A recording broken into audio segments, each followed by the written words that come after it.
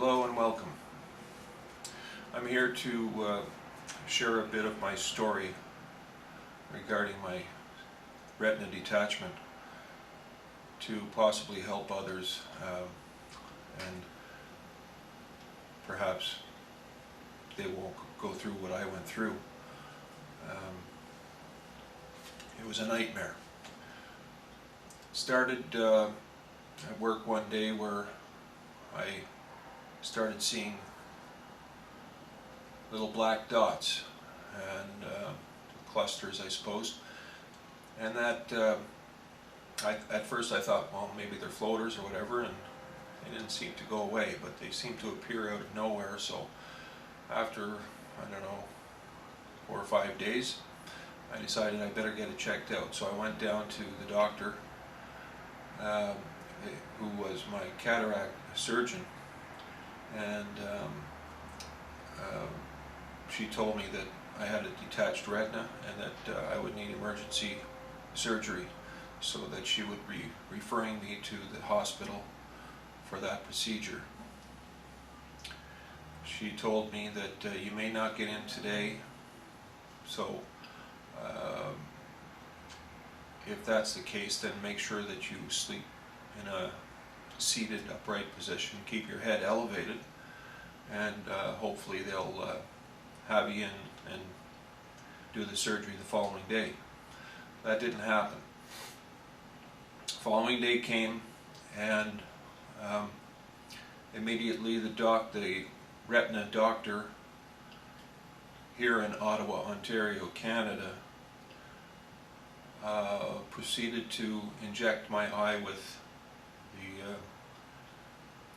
gas bubble, the black gas bubble that everybody who's gone through retina problems is probably familiar with. He didn't explain why he was doing it or whatever. He just went ahead and did it and told me as he was doing it, as he was injecting my eye, why he was doing it. I thought, this is so unusual. And as it turns out, he decided that he was going to try a procedure which is a laser treatment procedure to avoid surgery. This retina laser procedure didn't work, and everything kept getting delayed. He brought me in, and then he says, okay, can't do it today because there's all kinds of fluid in there, which I knew was blood because I was seeing red at the time in this black bubble that he created in my eye. And so that the situation went from bad to much worse over the course of time, and it was only 9 days later when he finally did the surgery, after realizing at some point that laser treatment would not be possible with all the fluid in my eye. So here's a caution to anyone experiencing this. First of all, do not leave the doctor's office until you have the answers you need. In my case, it was bullying at its worst. Just ignoring my questions and getting me out of the office as soon as he could. Had I known what I know now, I would have insisted that I went straight to surgery without this experimental treatment that he insisted upon to try and weld my retina back together. And so I went into the retina problem was first diagnosed in my own cataract surgeon's words as a small hole in my retina. It went from being a small hole in my retina, and over the course of the next 9 days I had 2 major tears, one on either side of my eye, and the retina had become completely detached. which required the big procedure to put it all back in place, called the buckle. And as it turns out, I've lost a considerable amount of vision through all this nonsense. And I also have distorted vision, and I'll probably have that the rest of my life, because the image that I see out of my right eye is much smaller than the left. Sometimes I look at people's faces and they're all distorted, and I'm going, what's going on there? I also can't see straight lines. I never will be able to see straight lines. He told me I would be. I'm on 5 months now. I only have a month left, according to him, for recovery before it's realized that no, I will never see straight lines again. There's a lot of things involved here, and I am looking into the possibility of a lawsuit as a result, because nothing makes sense in the way things were handled. Even the laser treatment itself that he was, in my opinion, experimenting on was done in such an archaic way. He was doing the entire procedure by himself, and it's one of the most painful things that a patient can experience, to have your retina being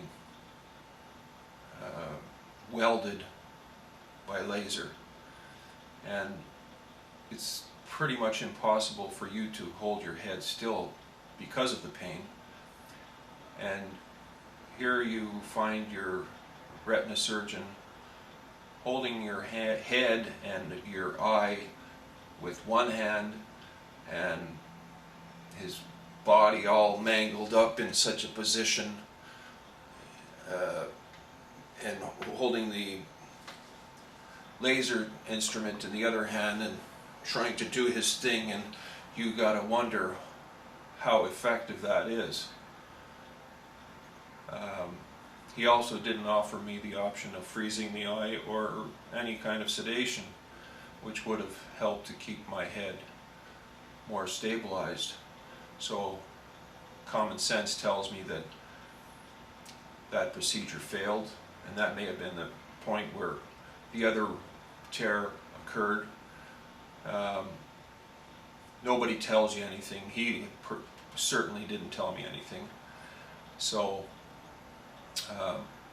you're left to guess and make your own decisions. And in my opinion, I can't see how he would have done a nice weld on that retina under those circumstances, with my head kind of going like this. And how can you make a nice clean weld? And if the weld is not a nice clean weld, then it will distort your vision. So that's another important piece of information. During the operation itself, you're awake most of the time. You kind of drift off. And I was kind of, and by the way, I went into the operation not knowing anything about what I was going through. They didn't provide any information whatsoever.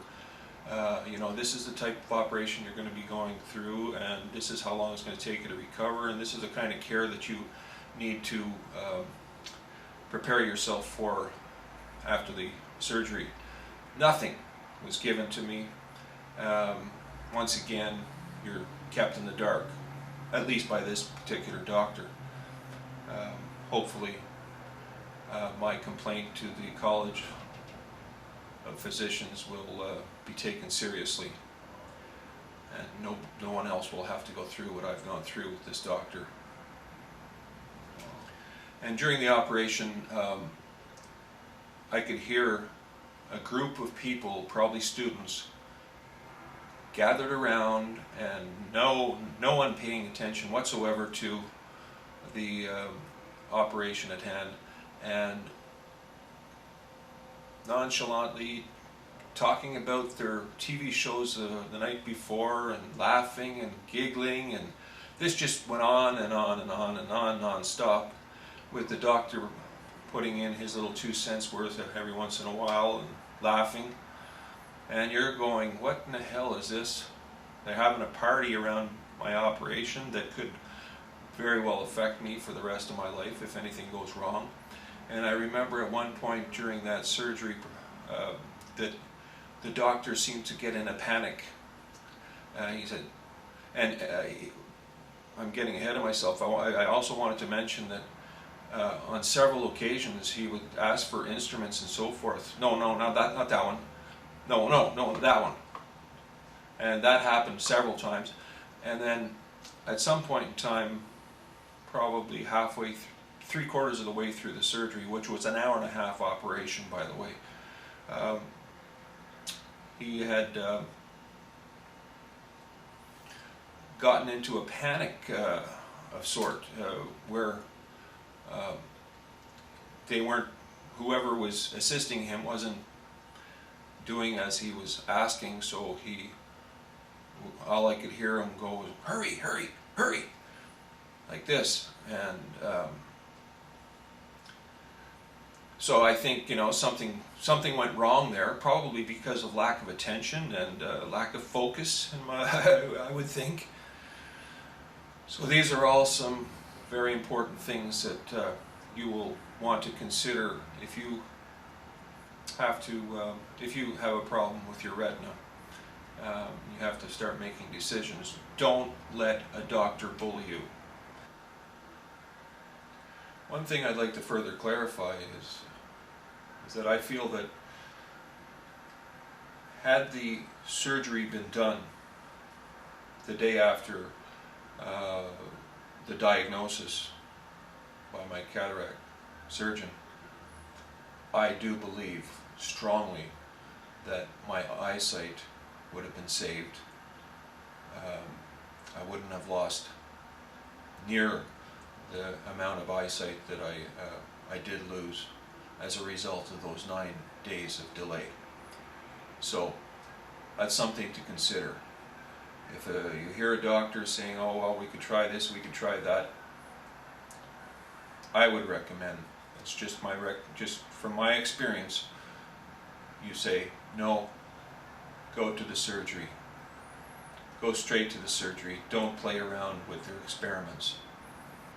If you have any comments, I'm posting my email address where you could get a hold of me. And if you'd like to support me, if you've had a similar experience, particularly in Ottawa, Ontario, and you'd like to support me with perhaps some of your own knowledge and experience, I'd really appreciate that. Bye. Take good care. Thank you.